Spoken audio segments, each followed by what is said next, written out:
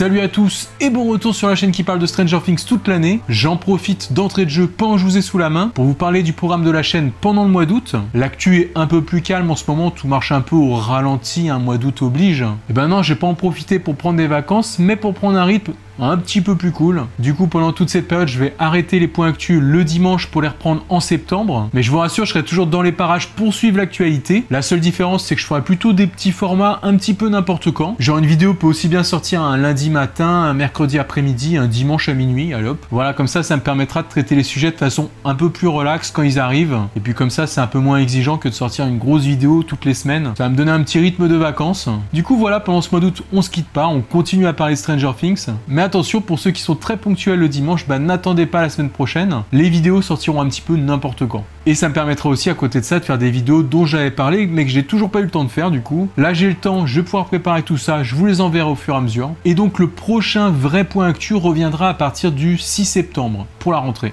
Voilà, là ce sera avec le format normal et ça reviendra le dimanche matin, il n'y a pas de souci. Bref, autant on se verra plus souvent au mois d'août. En tout cas, cette semaine, on a encore quelques petites choses à se mettre sous la dent. Déjà, on va continuer comme la semaine dernière à suivre l'actualité des stars de Stranger Things. Toujours en attendant la reprise du tournage, normalement le 17 septembre. Et ensuite, on fera un petit tour du côté de chez notre glacier préféré, Scoops Ahoy. Un petit tour que vous aussi, vous pourrez faire ensuite. J'ai éveillé votre curiosité?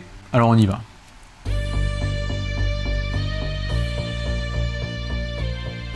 On commence avec un petit tour du côté de Millie Bobby Brown, qui comme beaucoup de monde a été touchée en voyant ce qui s'est passé ces derniers jours à Beyrouth. Ainsi, la jeune actrice très engagée, elle travaille souvent avec l'UNICEF, n'a pas hésité à prendre la parole sur les réseaux pour apporter son soutien au Liban avec un appel aux dons.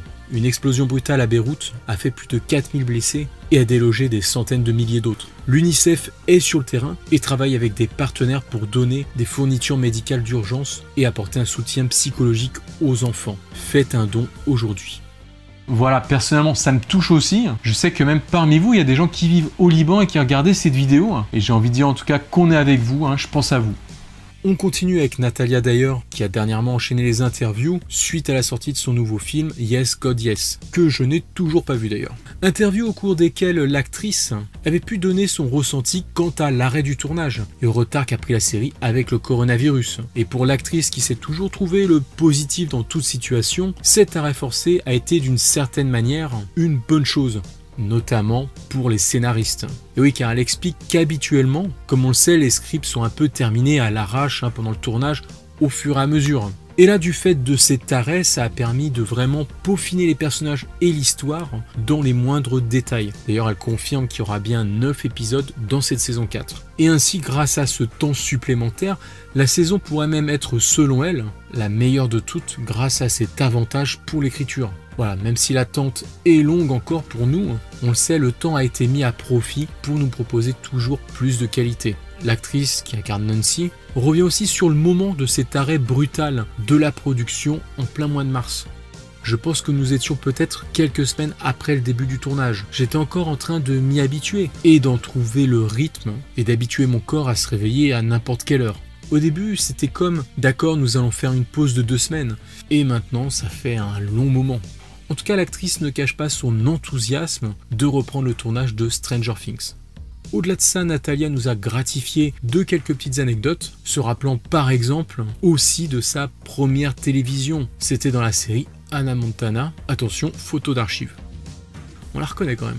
Enfin, l'actrice évoque son quotidien de célébrité depuis Stranger Things, et notamment comment elle appréhende les fans qui viennent la voir dans la rue. Elle reconnaît qu'elle n'est pas vraiment amatrice des selfies. Si vous lui en demandez un, bien souvent, elle refusera poliment, car elle explique qu'elle ne se sent pas très bien avec ce genre de choses. Parfois, j'ai envie de dire que c'est pour ma santé mentale. Je préfère toujours parler avec un fan plutôt que de faire une photo et avoir l'impression d'être une marchandise d'une certaine manière. Quand on a une interaction avec eux, je dis c'est tellement mieux. Voilà, ainsi finalement Natalia confie qu'elle a plutôt du mal avec la célébrité. Elle envie même ceux qui se sentent très à l'aise avec ça. Mais on le sait, chez les stars connues internationalement, elle est loin d'être la seule. Donc voilà, si un jour vous la croisez, pensez à l'aménager un petit peu. Enfin, on revient sur la carrière musicale de Finn Wolfhard, qui ne s'est pas achevée avec la dissolution de son ancien groupe Calpurnia, puisqu'il est maintenant dans le duo The Obress. Ce qui est intéressant de noter, c'est que pour mettre au point de nouvelles chansons, le duo a fait appel entre autres à une autre personnalité de Stranger Things, qui trempe aussi dans l'univers musical en parallèle, Joe Keery. Selon Finn, Joe s'est proposé, avec un ami à lui, pour mixer des choses qu'avait fait Finn. Et d'après ce dernier, le résultat était même au-delà de ce qu'il pouvait espérer. Donc voilà, info plutôt cool avec deux acteurs de la série qui collaborent à côté de ça pour faire de la musique. En tout cas, lorsqu'il s'est exprimé à ce sujet, Finn en a profité pour dire que comme beaucoup, comme Natalia, il avait hâte que le tournage reprenne. Et si on peut parler du 17 septembre pour la reprise, c'est ce que Netflix a évoqué, l'acteur rappelle que toute tentative de faire un planning est totalement imprévisible en ce moment avec le Covid-19 et qu'il espère que bientôt il y aura vraiment des confirmations définitives pour se relancer pleinement dans l'aventure.